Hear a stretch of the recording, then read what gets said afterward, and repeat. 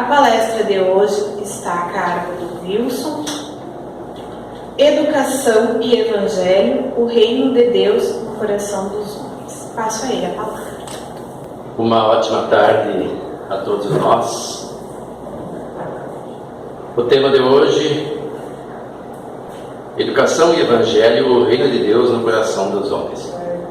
Nós vamos abordar este assunto embasados nesta obra, que está, inclusive, no Clube do Livro, que aqueles que são assinantes já receberam, e quem não é assinante ainda pode adquirir. Inclusive, recomendo que integre o Clube do Livro. O Clube do Livro é um mecanismo criado por Antônio Nascimento em Santo Ângelo, hoje a FESCS incorporou, e se constitui no seguinte: a pessoa contribui mensalmente com a quantia de R$15, de R$22, aliás, e recebe todo mês uma obra nova para ler, com os fundamentos da doutrina espíritas e obras complementares, geralmente obras suplementares, nós dizemos complementares, mas seriam suplementares. E uma dessas é essa obra aqui, Educação com Jesus. E nós vamos buscar o assunto do dia, principalmente nesse assunto publicado aqui pelo Antônio Nascimento, que foi o fundador do Clube do Livro, aquele que deu início. Hoje, inclusive, trabalha na FERGS, que tem o título do nosso tema de hoje: Educação e Evangelho, o Reino de Deus no coração dos homens. Mas para que nós possamos entender a exposição do dia, Educação e Evangelho, nós precisamos primeiro entender o significado da palavra educação. Numa primeira análise, educação parece uma informação que alguém nos traz e que nos serve para nos conduzirmos na vida. Mas será que é só isso? O pai educa o filho, o professor educa o aluno, assim por diante. Mas vamos ver a origem da palavra educar, do latim educare, educere, que significa literalmente conduzir para fora ou direcionar para fora. O termo latino educare é composto pela união do prefixo es, que significa fora, e do cere, que quer dizer conduzir ou levar.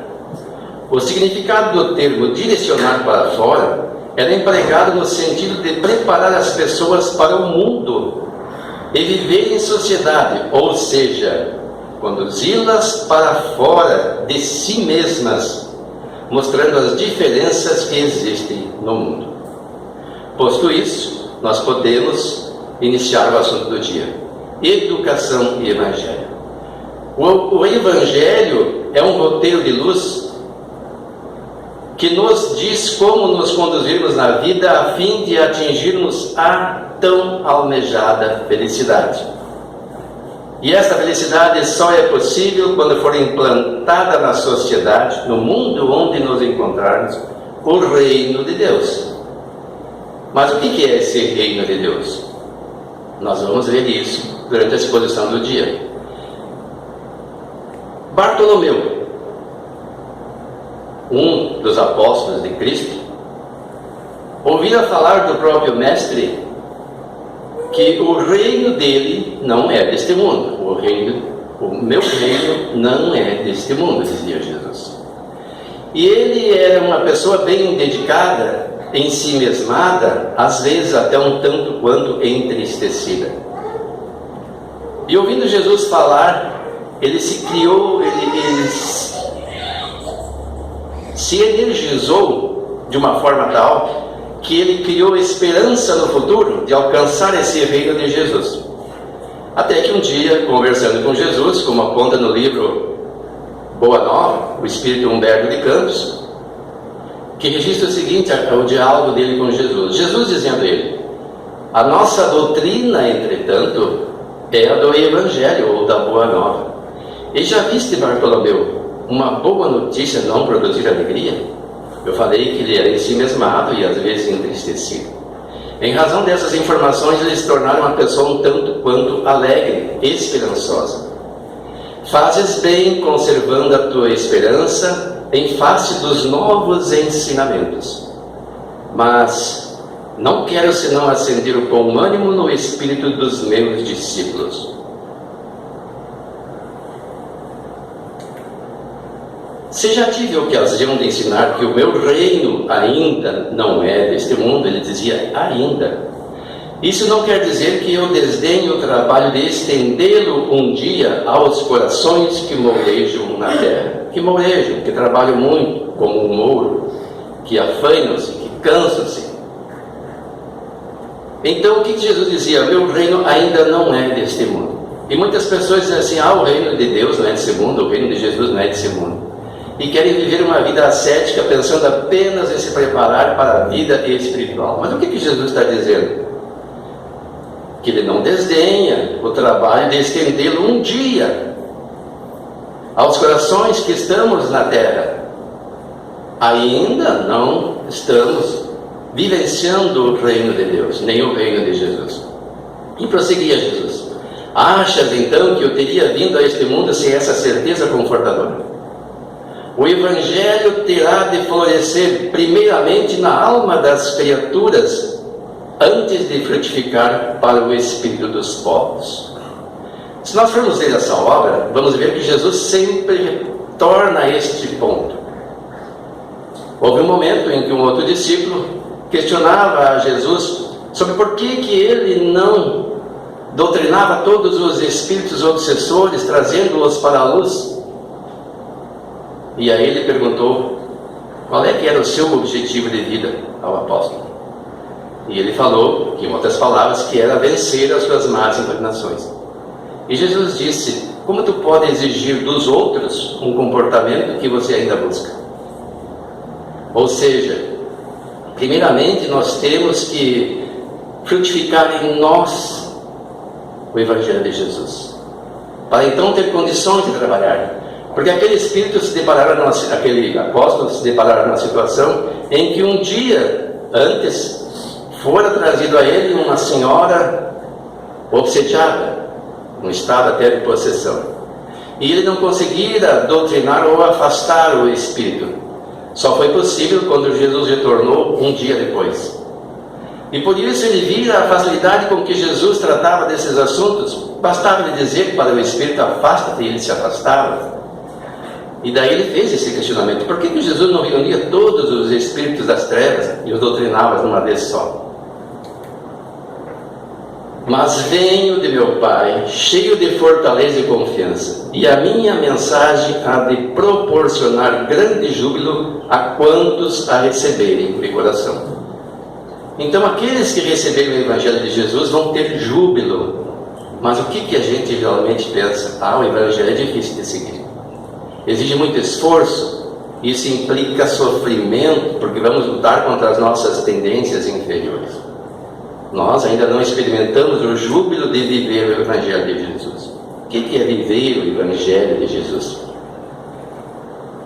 O que prega o Evangelho de Jesus? Que somos todos irmãos, que ninguém é mais que ninguém, que devemos perdoar o próximo, que devemos amar acima de tudo, que devemos ser tolerantes, que devemos fazer a caridade, mas a nossa caridade é muito limitada. Nós às vezes fazemos alguma ação quando estamos dentro de um grupo, de uma entidade, ou estendemos alguma esmola a alguém, mas se o processo se repetir, a gente até meio que cansa, porque acha que estamos sendo explorados, e não nos damos conta que geralmente quem faz caridade de coração são aqueles mais necessitados, não são os abastados. Por isso Jesus usou o exemplo do óvulo da viúva, que dava mesmo aquilo que lhe faltava, no gasofilácio, enquanto que os outros davam aquilo que sobrava. Ainda somos assim. Nós nos comportamos achando-nos melhores que os outros e aliviando a consciência com ações exteriores. Falta ainda a ação interior. E compreendermos que a pureza de coração, às vezes, é muito maior naquele que mais tem necessidade dos bens materiais. Ainda ontem, a nossa irmã falou conosco, a Saloni que está presente, numa atividade das professoras, em que buscavam mobilizar a sociedade através de doações de alimentos e outras necessidades do lar, para distribuir às professoras que agora estão sem recursos, a propósito, falando em educação, as responsáveis pela educação da nossa sociedade, que estão com salários atrasados e daí num movimento paredista, buscando os seus direitos, tiveram ponto cortado, não receberam os dias parados e estão com extremas necessidades nos lares, aquelas que não têm outras fontes, e são várias, e alguns professores também. E nessas pessoas, ela percebeu que a sociedade se mobiliza, e disse ela para nós isso, que ela percebeu que os mais pobres são os que mais ajudam. Inclusive uma jovenzinha de 16 anos do nosso bairro, que está fazendo uma atividade pessoal, ela está fazendo um curso superior, acredito eu, e ela sai vender trufas, que ela consegue com uma pessoa que faz, uma conhecida dela, e com a diferença ela vai guardando para a sua formatura. Um trabalho, um esforço de formiguinha, e essa jovem foi uma das que contribuiu. Vejam bem, uma pessoa que em tese não tem recursos suficientes para distribuir, as mãos cheias para ostentar, mas porque se compadece, essas pessoas já estão experimentando vivenciar o reino de Deus, onde existe a solidariedade, a fraternidade, em auxiliar o próximo na medida do possível, sem dar destaque às dificuldades, mas às oportunidades. Lá em Lucas, capítulo 17, versículo 20 e 21, e interrogado pelos fariseus sobre quando havia de vir o reino de Deus, respondeu-lhes e disse: o reino de Deus não vem de modo visível, nem dirão vede aqui ou vede ali, pois o reino de Deus está dentro de vós. Esse reino de Deus, alguns irmãos nossos equivocados, acham que vai vir quando Jesus voltar sobre as nuvens, com todos os seus séculos de anjos, e por um modo de conduta as pessoas afastando as chamadas ervas daninhas, aqueles que não se coadunarem com o seu evangelho. Mas digamos que essa hipótese fosse verdadeira. Quem será que ficaria na terra? Quem é que pratica 100% o evangelho de Jesus? Lembram que ele disse que o menor do reino dos céus é maior do que João Batista? E quem de nós se julga maior que João Batista? Mas onde está esse reino? Não está num lugar determinado, em nenhum planeta definido, está dentro daqueles que já vivenciam o evangelho de Jesus. E para isso nós precisamos avançar bastante. O reino de Deus vem aos poucos, nós vamos conquistando pela nossa mudança de postura, pelas reflexões que fazemos, pelas atitudes que tomamos, guiadas pela nossa consciência, onde está escrita as leis de Deus. Questão 621 do Livro dos Espíritos. Onde está escrita a lei de Deus? Na consciência. Mas então por que as pessoas não agimos todas da mesma forma se a lei de Deus está na consciência de todo mundo? É que a consciência é também relativa, depende do aprendizado feito. Mas ninguém pode alegar que não sabe o mínimo para se conduzir de acordo com o que uma sociedade equilibrada exige. Todo mundo sabe o que é certo e o que é errado, sabe quando está prejudicando alguém. Tanto é verdade que nós podemos fazer a seguinte análise no caso de dúvida: aquilo que eu quero fazer ou estou fazendo, eu faria à vista de todos ou preciso fazer às escondidas? Se eu fizesse à vista de todos é o certo, mas se eu precisasse fazer às escondidas é o errado. Então eu não devo fazer. No Livro dos Espíritos, no resumo teórico do móvel das ações humanas, o que são as ações humanas? As ações humanas são a exteriorização daquilo que a pessoa já tem como aprendizado, através da educação. Lembra que o cara pôr para fora?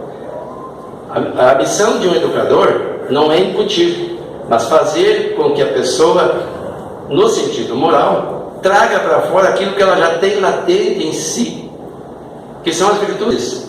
Todos nós as temos, precisamos desenvolvê-las. Deus nos criou simples, ignorantes no sentido de não conhecimento, mas com as virtudes em germe. que, uma vez despertados, saem de nós para a sociedade, produzindo bem-estar para todos. Então, lá no resumo teórico, na questão 872, fala sobre o livre-arbítrio, porque nós temos, apesar dos conceitos morais, a liberdade de agir ou não, porque a moral não é coercitiva. Então, a questão do livre-arbítrio você pode resumir assim: o homem não é fatalmente levado ao mal. Os atos que pratica não foram previamente determinados.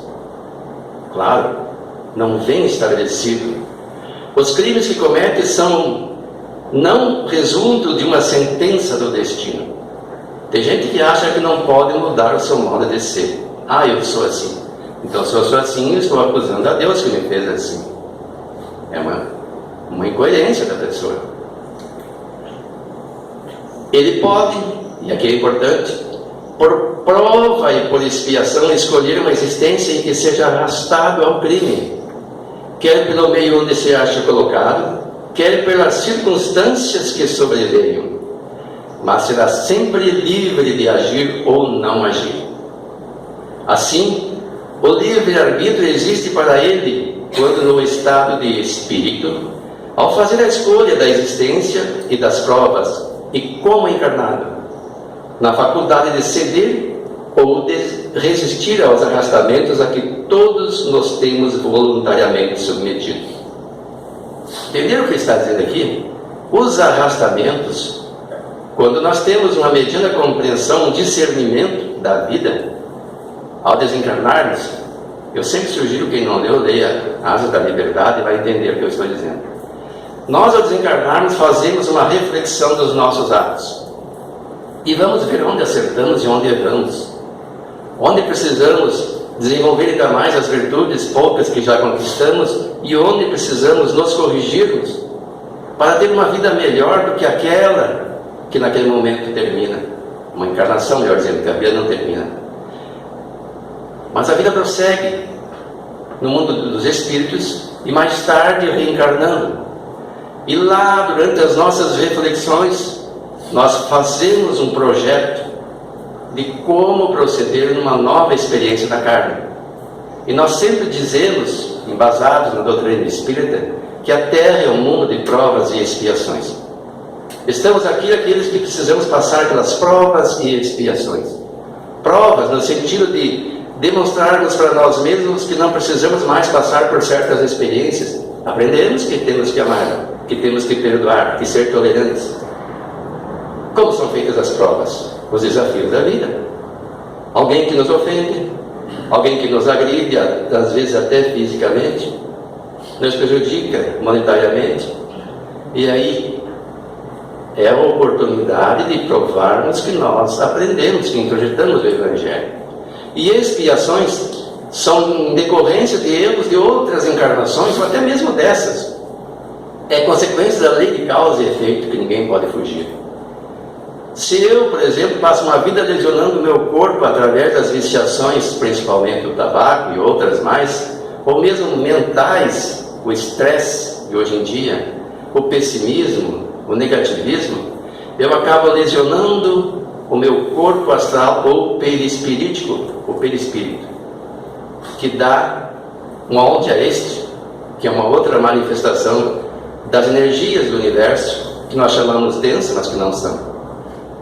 E uma vez morto este corpo, nós levamos conosco as energias deletérias que acumulamos impregnadas no perispírito. E daí, num processo de depuração, uma encarnação posterior pode redundar num problema psíquico, um problema neuronial, um problema de saúde orgânica. Daí tem os diabéticos, tipo 1, tipo 2, geralmente é em decorrência dos comportamentos desta encarnação, tipo 1 e anteriores. Tem os problemas de pessoas que já nascem incapacitadas de se locomover, de enxergar, de falar, etc. Isso é expiação. Mas então, nós temos esta faculdade, o livre-arbítrio, de escolher o que fazer. Eu mencionei esse livro, Asas da Liberdade, porque ele conta a história de Cambises, e Cambises disse que quando ele desencarnava, ele fazia um projeto de agir de uma forma diferente, mas muitas vezes ele sofreu e fez sofrer, ele dizia, nas encarnações superiores, fazendo uma análise. E sempre fracassava nos seus projetos, até que pediu para reencarnar sem nenhum dos recursos da fala, da audição, da visão, da locomoção. Fazendo uma análise do seu histórico, os encarregados desse projeto viram por bem que seria melhor que tivesse alguma faculdade, porque apenas ser impedido de dar expansão aos seus instintos inferiores seria como vegetar sem muito proveito. Aí lhe concederam todas as faculdades, todos os sentidos, todas as capacidades quando nasceu, e ele foi sendo tirado aos poucos, ficando apenas com a audição e a fala, nem se locomover podia. Nessa encarnação, ele se chamou Jerônimo, chamado Gigante Deitado. E ele utilizou da melhor forma esta encarnação. É um exemplo, tem até vídeos no YouTube, coloquem lá o Gigante Deitado. A qualidade não é tão boa na época, mas vamos ver, leiam as obras que falam a respeito dele. E ele conseguiu, ele fez essa escolha, utilizou o seu livre-arbítrio. E na encarnação também fez uso do seu livre-arbítrio, porque tinha suas tentações, como todos nós temos na juventude, depois mais maduro, mas escolheu o melhor. Então nós somos livres para escolher. Paulo já dizia, tudo me é permitido, mas nem tudo me convém. Por quê? Nessas questões, como eu disse, que nós podemos fazer que ninguém vê, só a nossa consciência nos guia. Não existe nada que nos impeça, mas tem a lei de causa e efeito. Então, me convém fazer isso ou não? Como eu ficarei depois? Cabe, e ele prossegue, a educação combater essas más tendências. Porque todos nós temos, ninguém pode dizer que não tem más tendências. E precisamos combater. Nós temos a tendência a reagir antes de agir. E mesmo os expoentes, o próprio Papa Francisco, que todos nós amamos pelo seu comportamento, há pouco teve um deslize, não grave, mas para quem está no posto dele, todo mundo enxerga. Uma senhora segurou o seu braço e deu 2 tapinhas nela e repercutiu negativamente isso na internet, como se fosse o fim do mundo. Foi um momento de exasperação. A gente não vive a vida dele, não sabe o que é passar naquela multidão sendo assediado por todo mundo, e ele tem um roteiro e um horário para cumprir, e alguém o retém. Claro, na posição dele não se esperava isso, mas isso não é o fim do mundo. Mas de qualquer forma é uma má tendência, uma tendência à reação. Francisco de Assis buscava a meta de tornar-se inofendível, que nada pudesse ofendê-lo. Mesmo agredido, mesmo escorraçado dos lugares onde ele ajudara até construir os mosteiros, fosse impedido de ser aceito ali, mesmo assim ele não se ofendia. E em mais de uma ocasião isso aconteceu, ele não foi reconhecido, e na Itália faz muito frio, no inverno ele chegou com fome, cansado, bateram a porta, e os frades menores lá dentro não reconheceram, não deixaram entrar. E o outro que estava com ele ficou apavorado, e ele cantava. Era a oportunidade de exercitar essa condição de inofendível. Prossegue. Falará utilmente quando se basear no estudo aprofundado da natureza moral do homem. Daí entramos na natureza moral. Pelo conhecimento das leis que regem essa natureza moral, chegar-se-á a modificá-la como se modifica a inteligência pela instrução e o temperamento pela higiene. Desprendido da matéria no estado de erraticidade. O que é erraticidade? Estado de erraticidade não é que é um espírito que anda errado. Erraticidade somos todos nós quando desencarnamos e ainda necessitamos reencarnar. Só os espíritos puros que não precisam mais reencarnar é que não vivem no estado de erraticidade. É uma expressão que Kardec utilizou, traduzida para o português, ficou estado de erraticidade. O espírito procede à escolha de suas futuras existências corporais, de acordo com o grau de perfeição a que haja chegado. E é nisto, como temos dito, que consiste, sobretudo, o seu livre-arbítrio. Essa liberdade a encarnação não anula. Se ele cede à influência da matéria, é que sucumbe nas provas que por si mesmo escolheu. Então somos nós mesmos que escolhemos. Mas o que fazer então? para ter quem o ajude a vencê-las, concedido-lhe é invocar a existência de Deus e dos bons espíritos. Sempre temos esse recurso. Tá, eu já fiz a análise, isso que eu quero fazer, não tenho, nem posso fazer em público. Mas tem um arrastamento, não consigo vencer. O que fazer? Pedir a assistência dos bons espíritos. Eles nos auxiliam. Às vezes fazem com que até o ato seja impossibilitado de realizar, ou trazem alguém para nos trazer algum apoio moral ou ideias que afastem esse pensamento. Dorin Conte reproduz um trecho de Pestalozzi no seguinte termos, nós vamos ler em seguida. Por que nós abordamos isso? Porque nós falamos em moral. Mas será que o homem vive a moral por vontade própria? Vocês sabem quem foi Pestalozzi, né? Quem é que sabe? Pode levantar a mão? Aqueles que estudam o Espiritismo sabem. Pestalozzi é o fundador de uma escola que está no mundo inteiro hoje.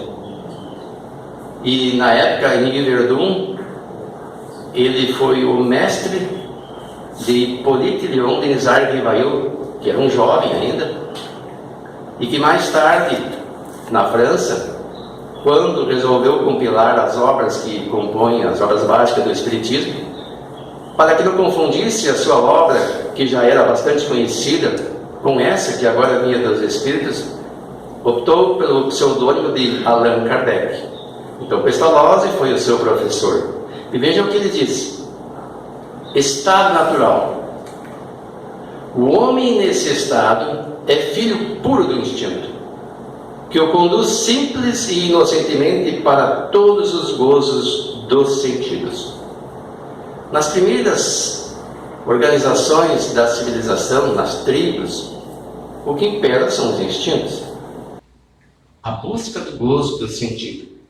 E o estado social? O homem como espécie, como povo, não se submete ao poder como ser moral. Nem tampouco entra na sociedade da cidadania para servir a Deus ou amar ao próximo. Ele entra na sociedade e no estado de cidadania para tornar a sua vida mais alegre e para gozar tudo o que o seu ser animal e sensorial tem que gozar, e para que seus dias sobre a terra transcorram satisfeitos e tranquilos. O direito social não é assim um direito moral, mas apenas uma modificação do direito animal. Nós abordamos isso porque foi um tópico que nós adotamos na nossa monografia que falava direito e moral, uma aproximação necessária. Nós defendemos lá que seria necessário trazer para os bancos escolares a religiosidade, não uma determinada religião, mas a religião comparada, como defende Dorin Conte. Uma visão panorâmica dos princípios que estão todos no Evangelho segundo o Espiritismo. As máximas morais do Cristo. Não existe nenhuma religião cristã que diga que as máximas morais do Cristo são contraditórias. Amar o próximo, amar a Deus sobre todas as coisas, ao próximo como a si mesmo, perdoar as ofensas, tudo isso está ali. Então isso teria que ser trazido, segundo a nossa visão, nas escolas, não só a educação acadêmica, aquela que diz respeito às questões materiais. E nós pegamos uma parte dessa monografia que diz o seguinte: a moral, embora impermanente e variada de acordo com a região onde é aceita, é o código de conduta íntimo que imprime um direcionamento aceitável por uma sociedade que a esposa. E aí entra outra questão, que as pessoas eles confundimos moral e ética, né? E ética é a ciência que a estuda, sintetizando-a de forma a corroborá-la ou, se não puder justificá-la, fornecer elementos fundamentados para reformá-la. E dessa forma dá-se para interpretar a ideia no sentido de afirmar ter a ética uma importância superior à da moral, já que esta depende daquela para lhe dar validade e amoldar as necessidades de uma nação. Ou seja, a moral depende da ética, de acordo com o seu estado evolutivo, de acordo com as peculiaridades de sua região. O que estamos dizendo aqui? O que é moral? Moral é um código de ética adotado por uma sociedade que intimamente direciona o seu modo de agir e até de pensar. Mas ela é permanente. Como eu disse, a lei de Deus está na consciência, ela vem da consciência. Ela é criada de acordo com as consciências. Lembra dos 10 mandamentos? Não desejar a mulher do próximo, nem o seu jumento, nem o seu servo. Naquele tempo, a mulher moralmente era tida como um objeto. E isso só recentemente foi modificado. Em alguns países ainda moralmente se aceita que a mulher seja explorada. Em alguns impedem até que ela exponha além do rosto, alguns só os olhos, se permite que sejam vistos. É a moral, os costumes do meio. Aos poucos essa moral vem sendo modificada e ela não é a mesma nos diversos territórios. O que serve para um povo não serve para outro. O que serviu ontem não serve hoje. E o que serve hoje pode não servir amanhã. E o que faz com que essa moral se modifique? A ética. A ética analisa, ela vê se os valores morais estão de acordo com alguma fundamentação lógica, e aí precisa usar a razão, precisa raciocinar. Opa, quer dizer que a mulher não tem os mesmos direitos do homem? Por quê? Então começa a mudar. Moralmente não se admite hoje dizer que uma mulher não tem os mesmos direitos dos homens. No Livro dos Espíritos, na questão 818, que trata da igualdade dos direitos do homem e da mulher, diz assim: de onde provém a inferioridade moral da mulher em certos países? A moral que ele trata aqui não é a moral no sentido de código de ética, mas a moral na questão da força, na questão do moral mesmo, não da moral. Resposta dos Espíritos: do predomínio injusto e cruel que sobre ela assumiu o homem naquele tempo, e ainda infelizmente em alguns lugares é assim. É o resultado das instituições sociais e do abuso da força sobre a fraqueza. Entre homens moralmente pouco adiantados, a força faz o direito. Nós argumentávamos na monografia que o direito não é suficiente para regrar a conduta de um povo, porque o direito é coercitivo, mas desde que eu seja apanhado em delito. A maioria dos delitos não são descobertos, e quando descobertos ainda tem N recursos que às vezes a pessoa desencarna antes de um julgamento final e de ser condenado. Não fazemos juízo de valor, porque não compete a nós, mas é a nossa sociedade que assim estatuiu as leis, e as leis que nós temos são decorrentes da média moral nossa, representada no Congresso por aqueles que elegemos. Mas daí, como eu falava naquela conversa de Jesus com Bartolomeu e antes, se não me engano é com Mateus, não me lembro o nome do outro apóstolo, vamos querer que ele se modifique? Vamos nos modificarmos, cada um fazendo a sua parte. Aos poucos essa ideia se alastra de cumprir com os seus deveres, não importa o que os outros façam, e a sociedade se modifica. E nós acabamos também elegendo pessoas que pensam como nós, que buscam acertar. Acertar 100% ninguém acerta, e tão cedo não acertaremos. Mas vamos procurar sempre o melhor, e as leis assim vão sendo modificadas para melhor. Estamos num período bem conturbado dos conflitos. Há pouco eu disse, visando o interesse econômico, não somos competentes para analisar a situação do Estado. O servidor público está sendo prejudicado. E nos setores mais importantes para a sociedade, quem forma os caracteres dos alunos que comporão a sociedade futura? Os professores, as professoras. O salário, a carreira é condizente com a função? As pessoas que aceitam hoje o magistério são verdadeiras e verdadeiros missionários. Eu vejo alguns jovens dizendo que querem ser, alguns recentemente assumiram essa carreira, porque monetariamente não é atrativo, e ainda por cima seus direitos sendo jogados para o lado. Há que se fazer uma análise. Que progresso queremos? Então, a força ainda faz o direito. No Livro dos Espíritos, na questão 822, uma legislação para ser perfeitamente justa deve consagrar a igualdade do direito do homem e da mulher. Dos direitos, sim, responde os Espíritos. Das funções, não. Precisa que cada um esteja no lugar que lhe compete. Ocupe-se do exterior do homem e do interior a mulher, cada um de acordo com sua aptidão. Isso foi escrito um pouco antes de 1857.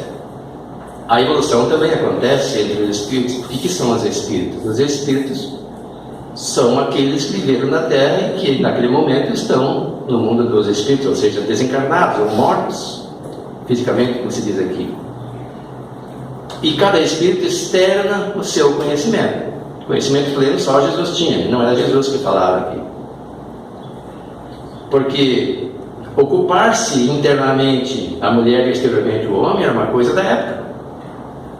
Inclusive da época desse espírito que já viveram anteriormente. Hoje já isso não é tanto diferente.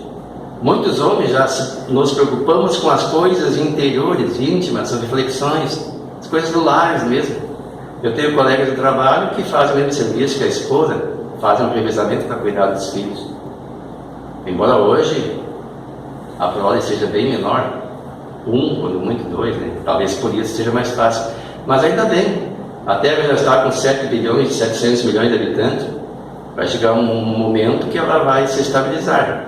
Até 2100 tem-se uma projeção que vai chegar a uns 11 bilhões. Mais ou menos por aí vai dar uma estabilizada. Mas daí fica mais fácil de cuidar dessas questões. Isso é evolução. A lei humana, para ser equitativa, deve consagrar a igualdade dos direitos do homem e da mulher. Todo privilégio a um ou ao outro concedido é contrário à justiça. A emancipação da mulher acompanha o progresso da civilização. E de lá para cá, de 1857 para cá, houve já um grande progresso, mas ainda precisa continuar. Sua escravização marcha de par com a barbaria. Os sexos, além disso, só existem na organização física, visto que os espíritos podem encarnar num e no outro. Sob esse aspecto, nenhuma diferença há entre eles. Devem, por conseguinte, gozar dos mesmos direitos. Nós estamos falando tudo isso, parece até que estamos fugindo do tema: educação e evangelho. Uma ocasião, eu trabalhava em Novo Hamburgo, e um colega de trabalho disse: Wilson, você não é espírita? Sim. Mas você fala em Deus? A visão que ele tinha é que o espiritismo não tinha nada a ver com Deus ou com o cristianismo. Então é a visão que as pessoas têm que não conhecem o espiritismo. O espiritismo, nós estamos convictos disso, é o Consolador prometido por Jesus. A terceira revelação. A primeira foi com Moisés, a segunda com Cristo, a terceira com o espiritismo.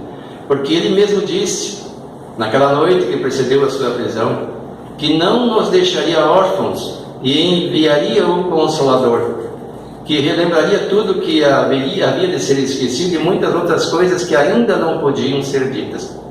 E o que faz o Consolador?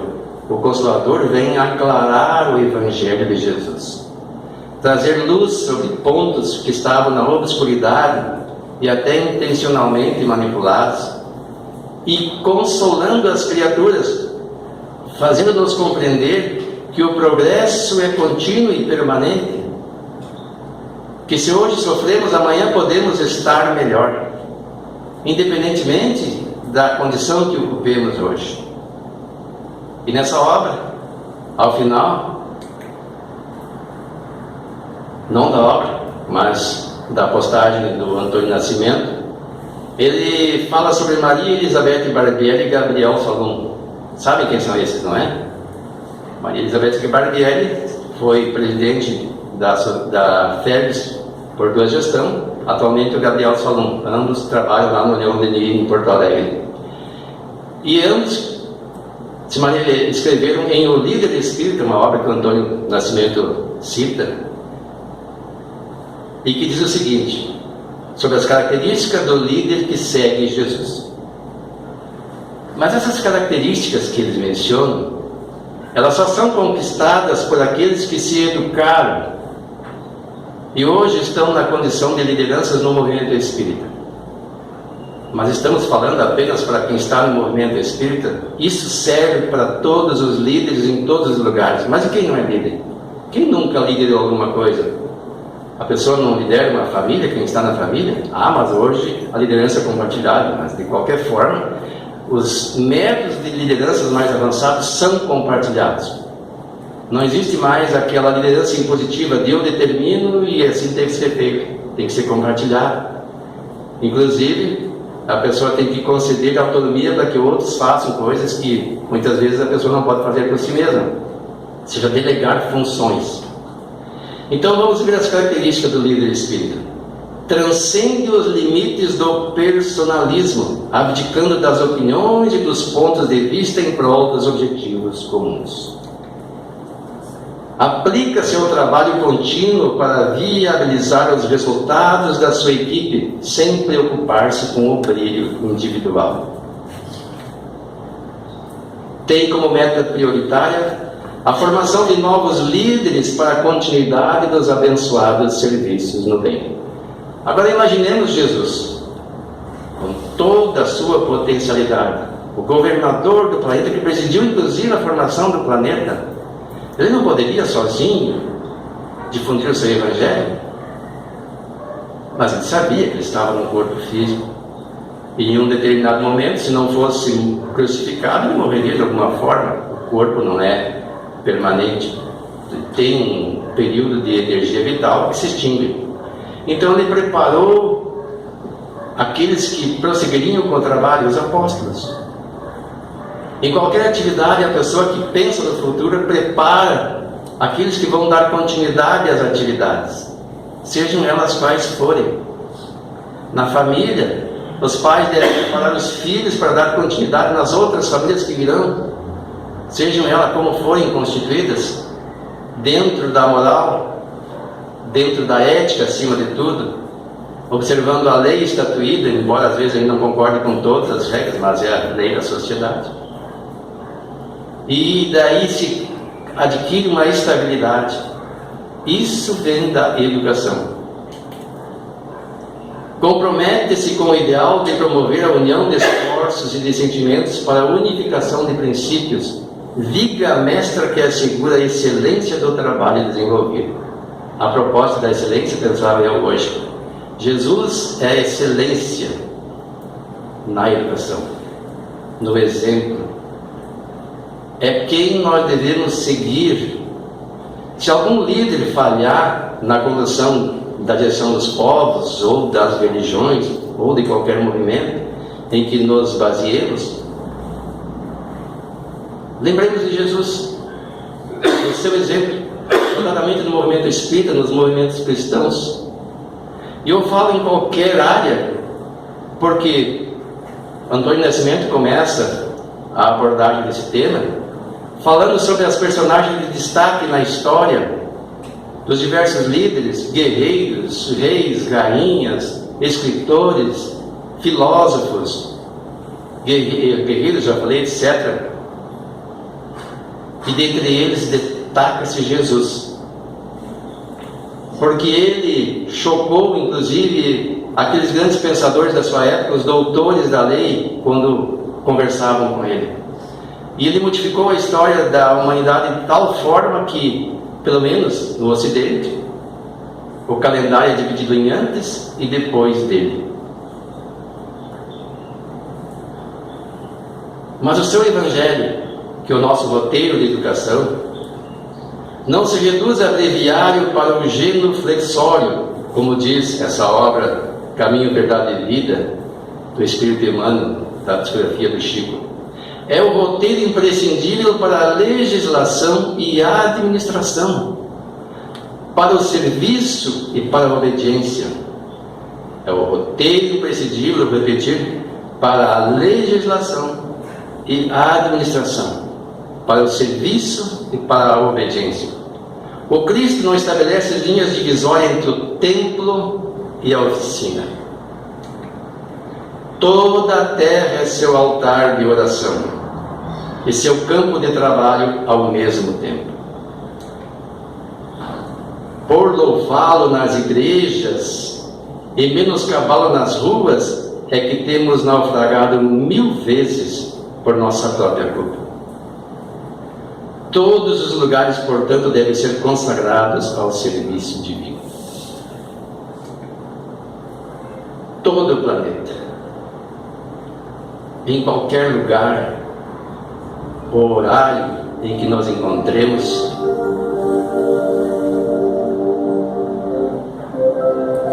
se constitui a oficina do Evangelho de Jesus. Não há lugar que devemos escolher para vivenciar. E vivenciar o Evangelho de Jesus é nos educarmos. Como eu disse, a visão que nós temos, quase sempre, é que é muito sofrido vivenciar o Evangelho de Jesus. O que é sofrido? O sofrimento é vencer o orgulho, é vencer a vaidade, a prepotência. Isso se constitui sofrimento. Mas uma vez superadas essas viciações que trazemos em nós, e experimentado o prazer que dá no bem agir, não nas compensações futuras que possamos almejar em razão do nosso proceder que hoje imaginamos correto, mas no agir em si, nós começaremos a sentir as benesses de vivenciar o Evangelho de Jesus na grande oficina que Deus nos concede, o planeta em que vivemos, e do qual não podemos sair nem mesmo que queiramos, pelo menos não do sistema solar. A ciência avança no sentido de desenvolver máquinas que procuram-se levar o homem fisicamente para outros planetas. É bem provável que consigamos, mas teremos que adaptar o meio para que o nosso corpo, a nossa organização lá possa resistir às diferenças. Tudo é moldado para que vivamos neste planeta.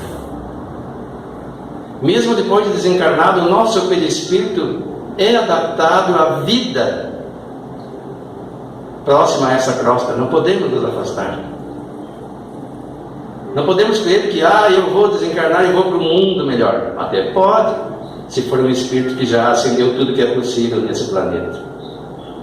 Mas lembremos da afirmação de Jesus: o menor dos reinos dos céus é maior do que João Batista. Somos maior do que João Batista? No quesito ético?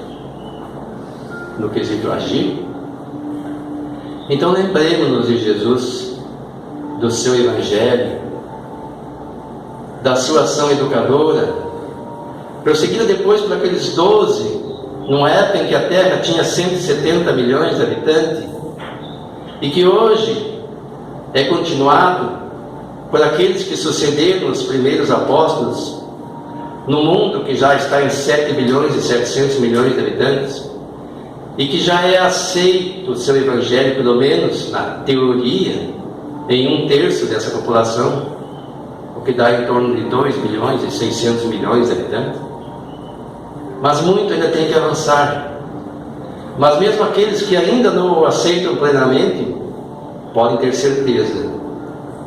As legislações desses países que se dizem cristãos influenciam de alguma forma que as legislações dos outros países aos poucos também se coadunem com as nossas, devido às relações comerciais, devido ao turismo, devido às relações internacionais. Não há como fugir desse processo. É a nossa grande oficina.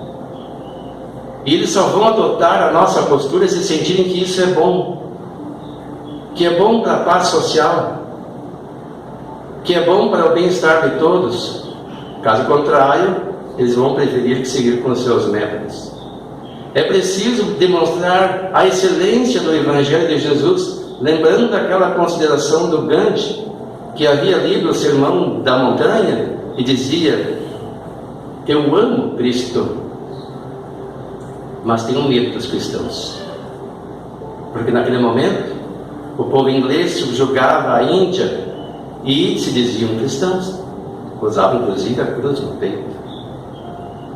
Que cristianismo estamos vivenciando? Estamos nos educando pelo seu Evangelho? Estamos buscando o reino de Deus aonde? Distante? Ele precisa ser iniciado em nós. E assim nós vamos vir aos poucos dentro do lar, no lugar onde nos encontremos, evitando os conflitos, a harmonização que nós buscamos e o crescimento desse reino prometido por Jesus. A Bartolomeu ele disse que ele não viria à terra se não tivesse a certeza de que o reino de Deus um dia seria estendido a todos nós. Muito obrigado pela atenção. Agradecemos então as palavras do Wilson. Aproveitamos para convidar a todos para segunda-feira, dia 27, o tema Quem é minha mãe e quem são meus irmãos? A cargo do Paulo. Estamos nos encaminhando para o final desta parte. Convido os irmãos novamente a fecharem os olhos. Vamos respirar fundo, refletir sobre as palavras ditas, sobre a importância de cada uma delas. Vamos pensar em Deus, em Jesus e fazer a prece do Pai Nosso. Pai nosso, que estás em toda parte, santificado seja teu nome, no louvor de todas as criaturas. Venha a nós o teu reino de amor e sabedoria. Seja feita a tua vontade acima de nossos desejos, tanto na terra quanto nos círculos espirituais. O pão nosso, da mente e do corpo, dai-nos hoje. Perdoa as nossas dívidas, ensinando-nos a perdoar nossos devedores, com o esquecimento de todo mal. Não permitas que venhamos a cair sob os golpes da tentação de nossa própria inferioridade. Livra-nos do mal que ainda reside em nós mesmos, porque só em Ti brilha a luz eterna do reino e do poder, da glória e da paz, da justiça e do amor, para sempre. Que assim seja.